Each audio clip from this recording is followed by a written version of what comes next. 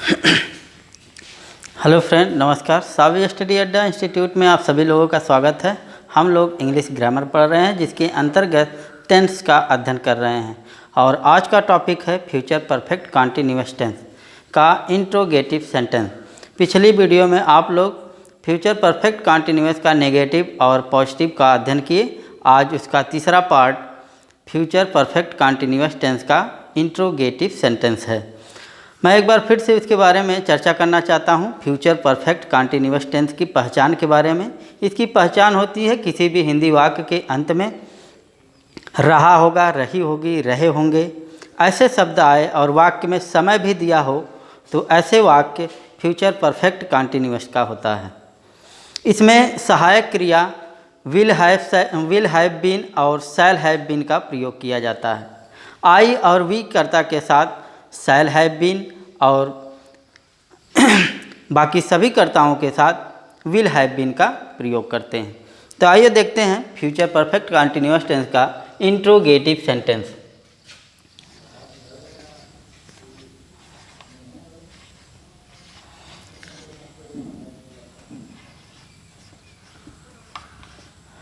Interrogative sentence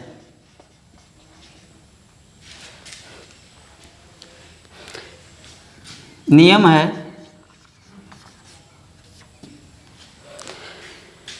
यदि वाक्य में प्रश्नवाचक शब्द पहले आता है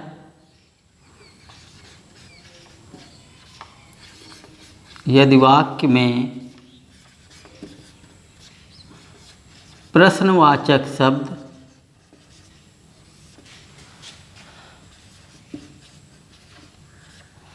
पहले आता है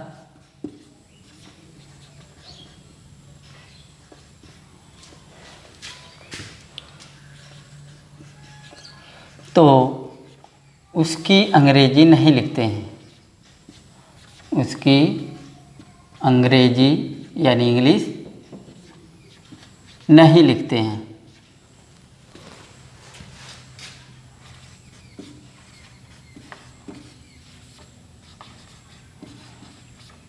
उसके बदले में सहायक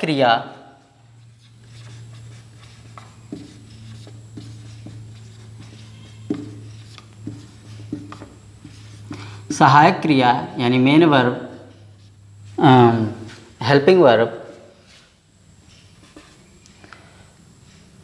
शैल या विल का प्रयोग करते हैं। शैल या विल का प्रयोग किया जाता है।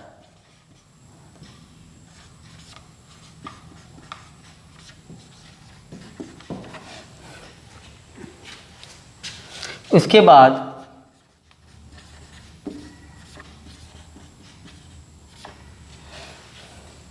सब्जेक्ट लिखते हैं। सब्जेक्ट यानी कर्ता, फिर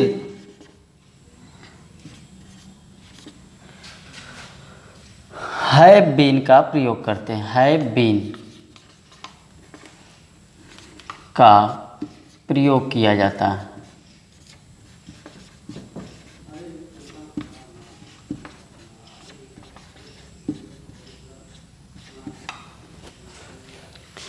यदि वाक्य में प्रश्नवाचक शब्द पहले आता है तो उसकी इंग्लिश नहीं लिखते हैं। उसके बदले में सहायक क्रिया विल या शैल का प्रयोग किया जाता है। उसके बाद सब्जेक्ट यानी कर्ता, फिर जो है हैव बीन का प्रयोग करते हैं। इसके बाद इसमें मेन वर्ब का पहला रूप लिखते हैं। मेन वर्ब का पहला रूप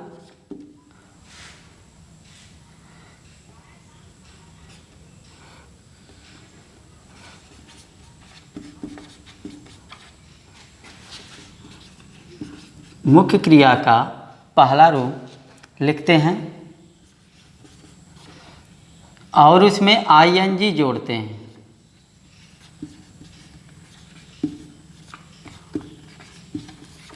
आईएनजी जोड़ते हैं।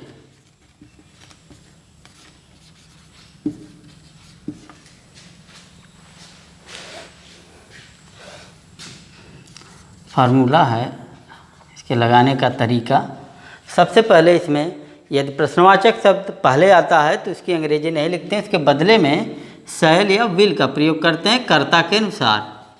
शैल या विल, शैल का प्रयोग आई और वी के साथ होता है, बाकी सभी कर्ताओं के साथ विल का प्रयोग करते हैं, चाहे वह सिंगुलर नंबर का हो या प्लूरल नंबर का हो। उसके बाद सब्जेक्ट लिखते हैं, फिर हैव बीन, फिर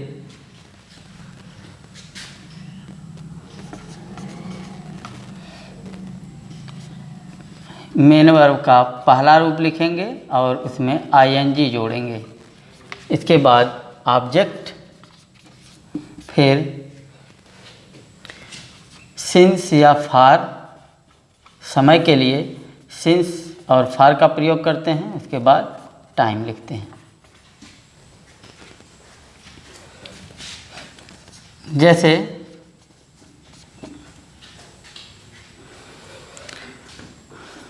क्या लड़के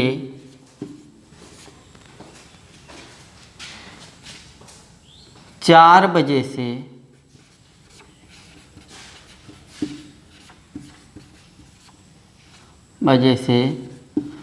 मैदान में क्रिकेट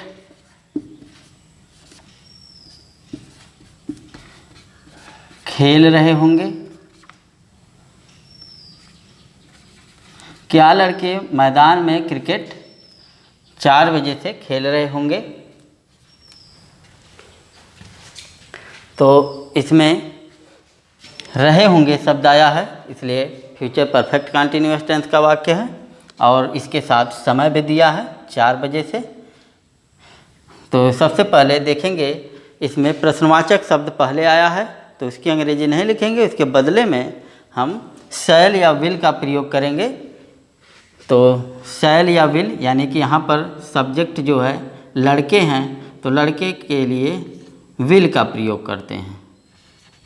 विल द बॉयज, फिर इसके बाद हैव बीन, इसके बाद मेन वर्ब यानी खेलना प्ले, और प्ले का पहला रूप लिखते हैं और उसमें आईएनजी जोड़ते हैं प्लेइंग। फिर इसके बाद क्रिकेट, इसमें डबल ऑब्जेक्ट है, पहला क्रिकेट और दूसरा मैदान है तो सबसे पहले क्रिकेट लिखेंगे। In the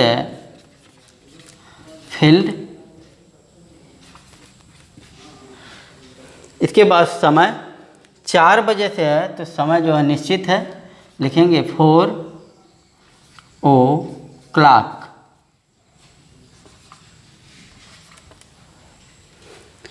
Will the boys have been playing cricket in the field?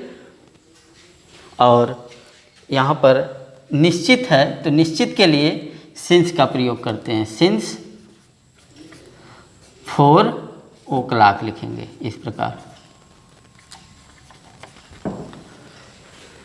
निश्चित के लिए सिंस का प्रयोग करेंगे और अनिश्चित के लिए फार का प्रयोग करेंगे। एक दूसरा एग्जाम्पल,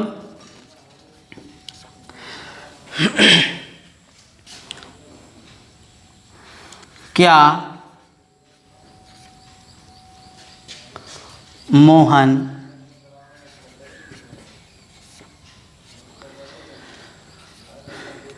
इस शहर में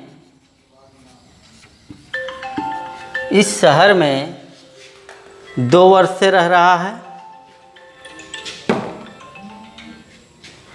इस शहर में 2 वर्ष से रह रहा होगा।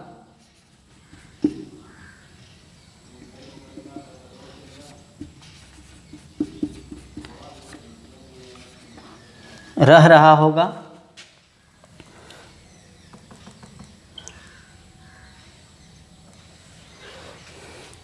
क्या मोहन इस शहर में 2 वर्ष से रह रहा होगा। तो सबसे पहले हम इसमें देखेंगे सब्जेक्ट यानी कि क्वेश्चन वर्ड पहले आया है तो उसकी अंग्रेजी हम नहीं लिखेंगे, उसके बदले में शैल या विल का प्रयोग करते हैं। तो शैल या विल लिखेंगे। सबसे पहले यहाँ पर विल का प्रयोग करेंगे। विल मोहन है, मोहन लिखेंगे, विल मोहन। फिर इसके बाद हैव बीन, फिर इसके बाद मेन वर्ब यानी लिविंग और उसमें आईएनजी जोड़ेंगे, living in this city, living in this city. और 2 वर्ष से है तो लिखेंगे, निश्चित नहीं है, फॉर का प्रयोग करेंगे, फॉर 2 ईयर।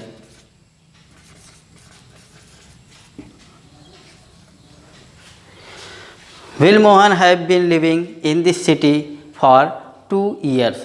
तो इस प्रकार से हम यदि क्वेश्चन वर्ड वाक्य में पहले आता है तो उसका अनुवाद करते हैं। इसका दूसरा टाइप है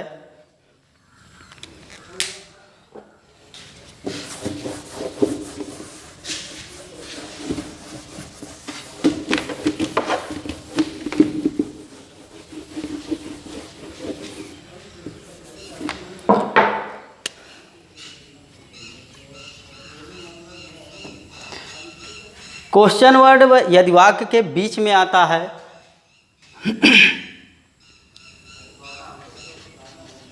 यदि प्रश्नवाचक शब्द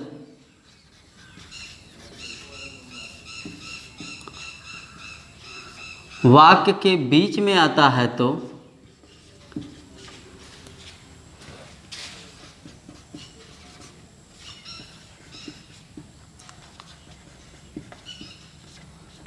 है तो उसकी अंग्रेजी हम सबसे पहले लिखते हैं।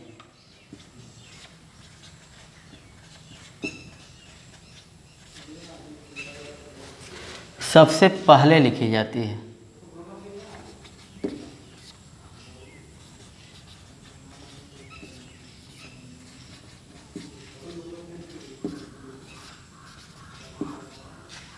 उसके बाद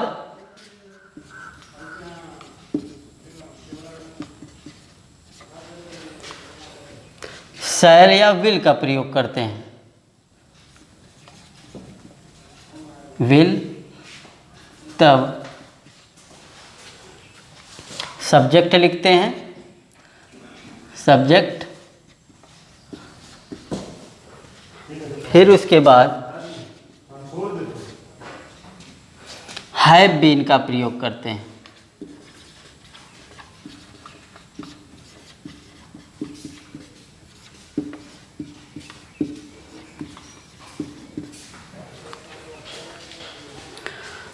बाकी जैसे रहता है उसी प्रकार हम उसका अनुवाद करते हैं। सब इसको लगाने का तरीका है। सबसे पहले हम यदि क्वेश्चन वर्ड बीच में आता है तो इसकी अंग्रेजी हम पहले लिखेंगे, यानी क्वेश्चन वर्ड प्लस शैल या will plus subject plus have been. इसके बाद मेन वर्ब है और इसका पहला रूप लिखते हैं, प्लस इसमें आईएनजी भी जोड़ा जाता है, वही फार्मूला है। और इसके बाद ऑब्जेक्ट प्लस सिंस या फॉर प्लस टाइम। जैसे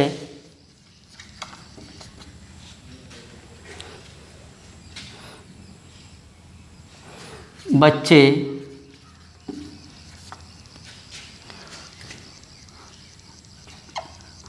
2 बजे से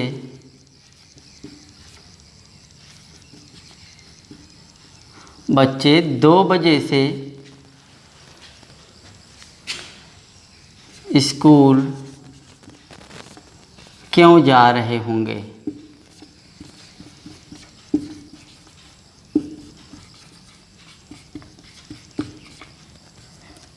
क्यों जा रहे होंगे। तो इसमें सबसे पहले हम देखेंगे क्वेश्चन वर्ड बीच में आया है तो इसकी अंग्रेजी हम सबसे पहले लिखेंगे वाई। वाई, फिर इसके बाद शैल या विल कर्ता के अनुसार, और इसके पहले जो है हम सब्जेक्ट लिखेंगे, फिर हैव बीन और इसके बाद मेन वर्ब। तो वाई के बाद हम शैल या विल लिखेंगे, तो यहाँ पर विल का प्रयोग करेंगे विल। फिर इसके बाद सब्जेक्ट है द चिल्ड्रेन, द चिल्ड्रेन। फिर इसके बाद हैव बीन,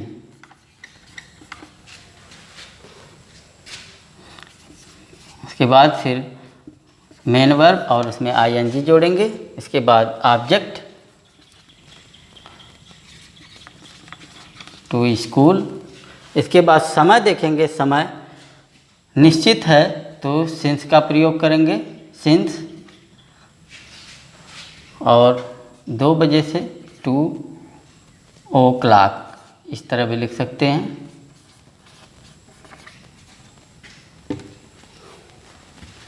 बच्चे 2 बजे से स्कूल क्यों जा रहे होंगे। Why will the children have been going to school since 2 o'clock। इस प्रकार से हम अनुवाद करते हैं। एक और एग्जाम्पल, मोहन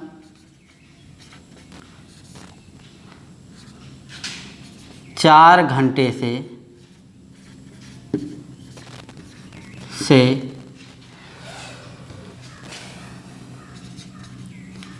अपना कार्य कर रहा होगा। क्यों कर रहा होगा, इंट्रोगेटिव है। क्यों कर रहा होगा।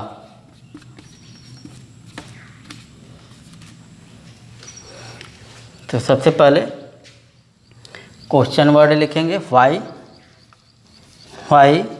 फिर इसके बाद will Mohan have been, Mohan have been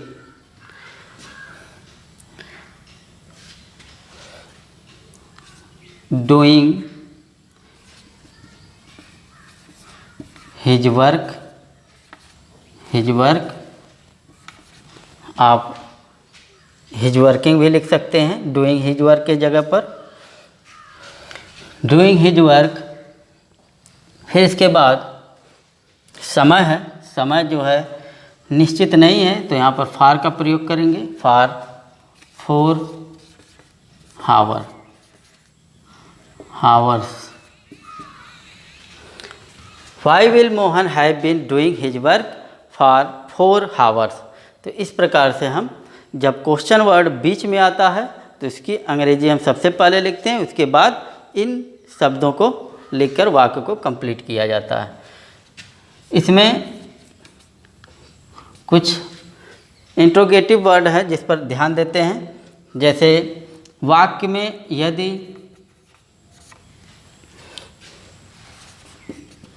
how many, how much शब्द आए तो हाउ मैनी, हाउ मच,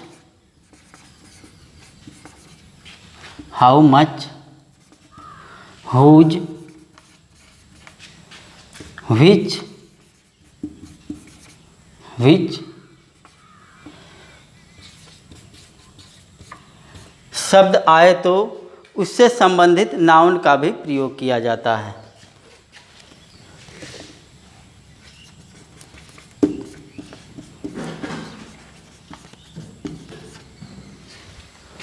संबंधित नाउन का भी प्रयोग करते हैं।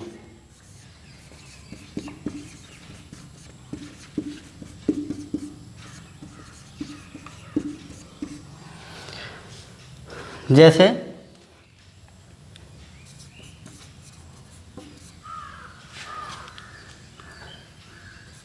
कितने लड़के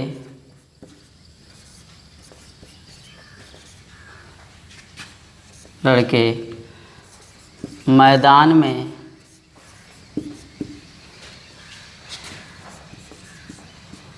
क्रिकेट खेल रहे होंगे।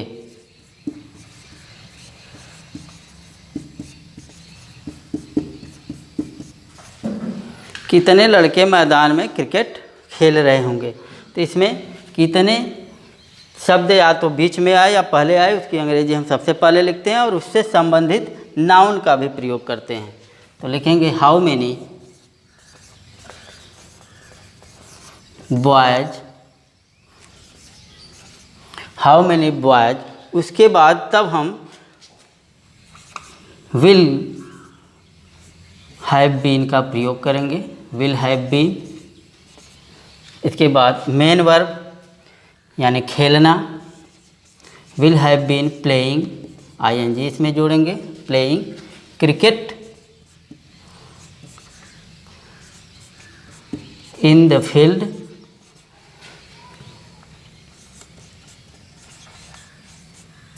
इसके बाद इसमें समय नहीं है तो समय के लिए यहाँ पर हम दर्शा देते हैं समय। कितने लड़के मैदान में क्रिकेट 2 बजे से खेल रहे होंगे। अगर समय है तो यहाँ पर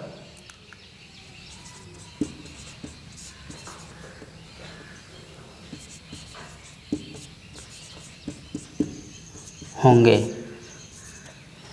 तो समय के लिए यहाँ पर समय निश्चित है तो निश्चित के लिए सिंस का प्रयोग करेंगे, सिंस 2 o'clock।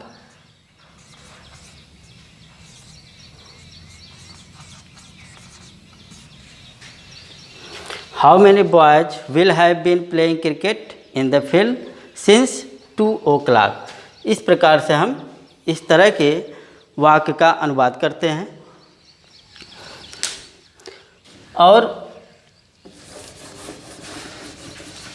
इसमें एक नियम और भी है, यदि वाक्य में हु शब्द आए तो हु शब्द आता है, इंट्रोगेटिव शब्द, तो उसके साथ अफर्मेटिव का रूल होता है।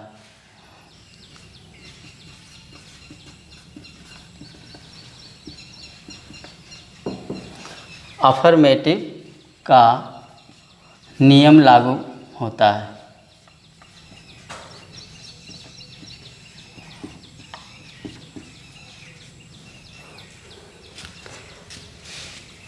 जैसे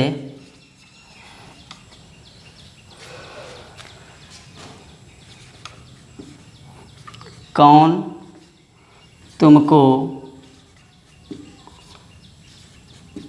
2 घंटे से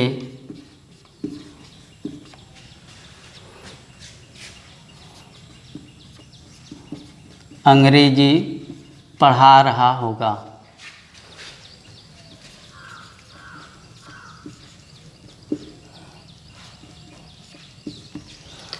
कौन तुमको 2 घंटे से अंग्रेजी पढ़ा रहा होगा। इसमें कौन शब्द या तो बीच में आए या पहले आए, उसकी अंग्रेजी हम सबसे पहले ही लिखते हैं। और हु के साथ हमेशा अफर्मेटिव का रूल होता है। जैसे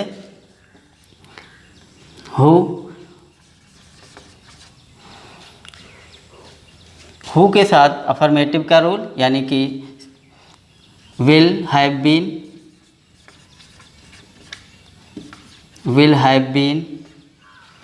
टीचिंग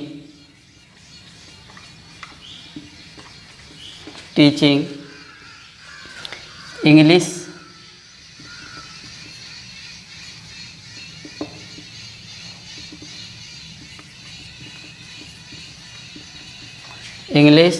टू यू।